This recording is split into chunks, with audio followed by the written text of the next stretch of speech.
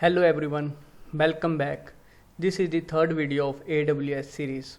My name is Sukhraj. In this video we will discuss IAM service of AWS. IAM stand for Identity and Access Management. This service deal with the authenticated and authorization to use the resources of AWS. We can create the users using this service. Actually, IAM is a web service that helps us securely control access to AWS resources. We use IAM to control who is authenticated and authorized to use resources or services. I will take here one example. Suppose I have one user and I want to provide only authentication and authorization to this user based on the S3. This user can use only S3. In that case, I will create one user and attach the policy of S3 access to it. In that case, this user can access only S3. We can add new policies or permissions to this particular user in future as well. For example, if in future I want to add SNS service, SNS permission to this user, in that case I can add. I will show these things using the Amazon console. Now let's move to the Amazon console. This is the Amazon console. Just click on services here and select the IAM service under the security entity and compliances. It will open IAM management console. Here you can create the user, you can attach policies, you can create group, and you can create roles, and there are some other tabs as well. What we will cover only those part which are required for the developers understanding, because this video series is based on the development. This video is based on basic concepts for the developers. We are going to deal here how we can use the .NET Core with the AWS. That's why I will not go in more detail about the IAM, but here I will show the steps how we can create group, how we can create user, attach policies, or how we can attach the policies which are to the group to directly to the users. Now before going in that, I would like to discuss about the reason here. Now if you will click on the reason here,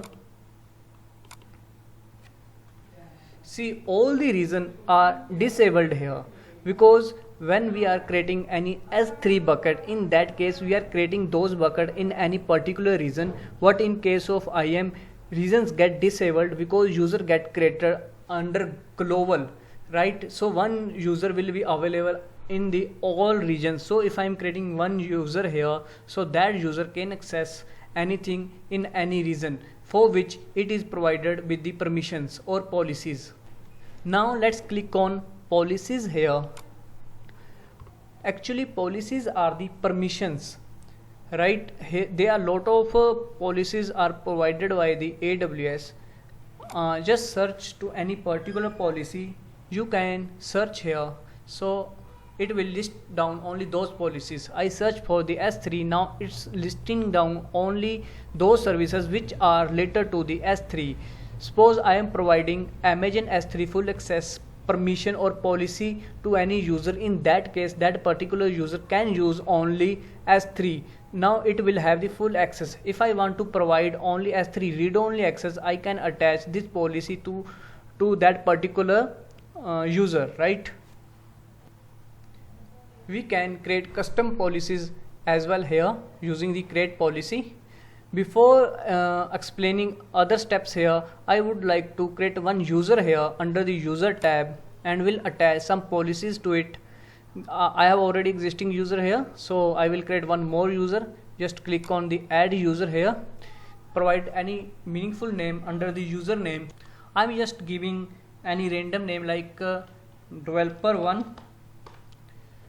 This will be the username, right, or profile name, you can say that. Under the user, there are two type of access type. One is programmatic access, another is AWS management console access. The difference between these two, if you are selecting the programmatic access, in that case you can use this particular user from the code to access the AWS resources. When you will go with the programmatic access, in that case one access key ID and secret key ID will get generated, which we need to use in our code to get the connection with AWS, or to get the permissions to use the AWS resources. If we are going with the AWS management console access, in that case there will be one password which we will create, and using the username and password we can log in inside the AWS console from the browser and can do some steps, or we can do those things for which we have the permissions to do. Here I will go with the access type, because in the upcoming videos I am going to use this particular user in my code. Just click on the next permissions. You can add user to any group here, or you can copy the permissions or policies from existing user, but here I will attach existing policies directly. Just click on this one and select any policy. I am selecting here SQS, so I am giving Amazon SQS full access to this particular user. Click on next tags. Oh yeah, I think I clicked double.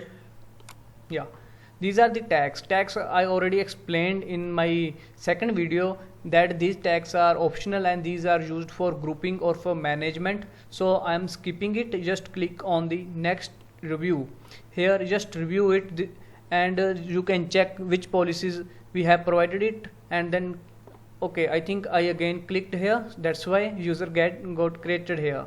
Now developer 1 is the username and access key ID and secret key ID here. Click on the show to check what is the secret key ID. These are the main things, access key ID and secret key ID, when we are working with the AWS using the code. You can download .csv file. This file also contain access key ID and secret key ID. Now just click on the close. You can see user got created here, right? Now this user does not lie in any group. I will click here and will show the difference adding the user to a particular group or not. Now you can see this user only has Amazon SQS full access here, no other policy attached here. Now I'm again clicking on user and I will open the AWS Sukhraj user. In this user you can say it has Amazon SQS full access, but it also has another 3 permissions which they are inheriting from the group, because this group in which it lies, that is developer group, and that group has the permissions to AWS Lambda full access, Amazon S3 full access and code deploy full access. So these 3 policies are inherited to this particular user because this particular user lie in developer group, right? So now again I will go on the users and will open the user which we newly created here, developer 1. Now I will add this user to the developer group as well. Just click on the groups here, add user to group and select the group. There are I have only one group. What if there are multiple group? You can select anyone just on this line, right? When you are moving, color getting changed on this line, click anywhere, it will open. Oh sorry, this is for adding. Yes, you need to select the group and click on add to groups. Now this particular user get added to developer group. Now click on the permissions again.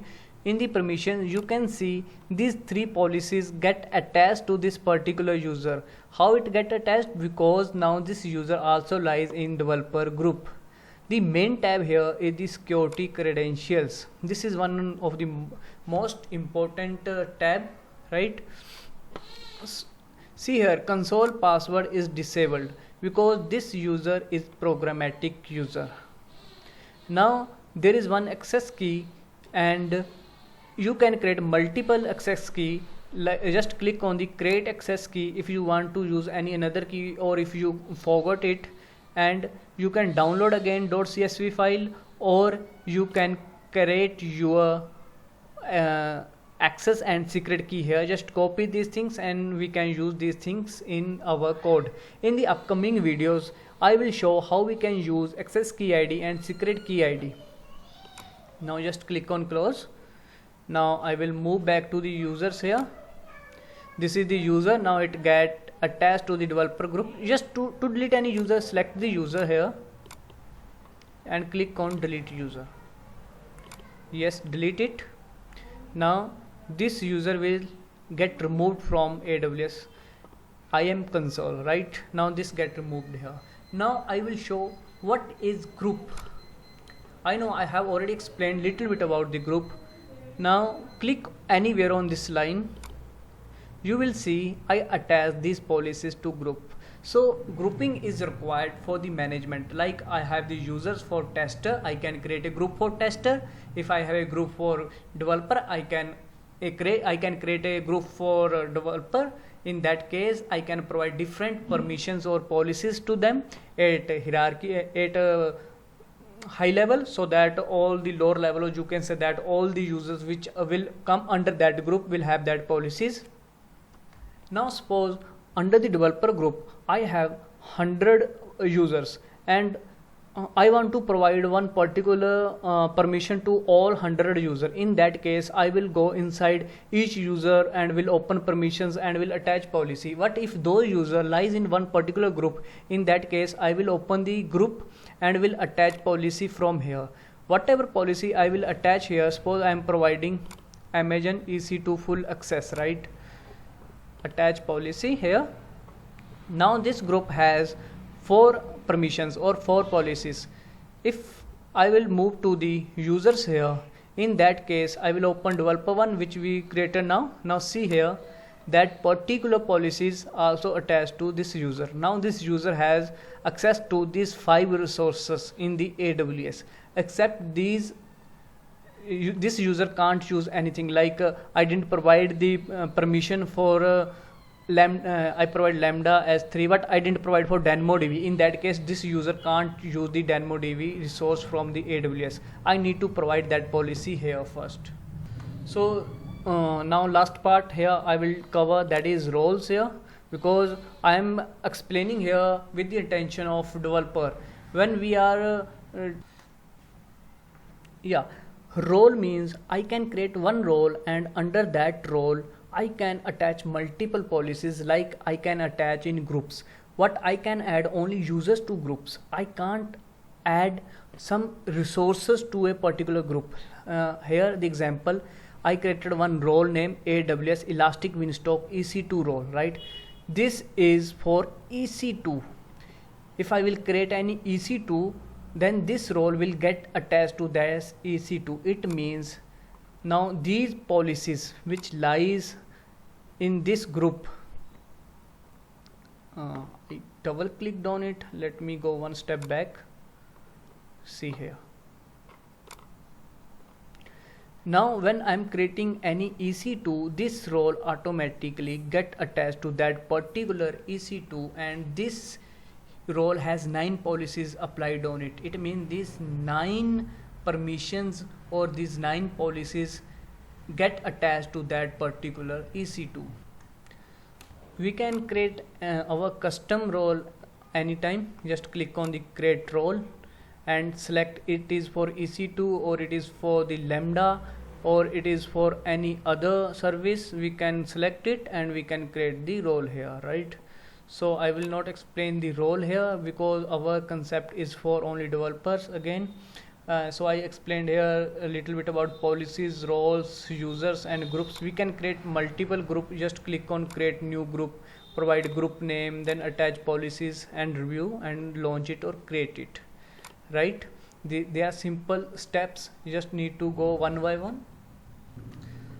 I think I have covered all those points which are required for the developer's understanding. Now in the upcoming videos we will discuss how I can use this particular user, this one or this one. I will show the steps there as well in my code.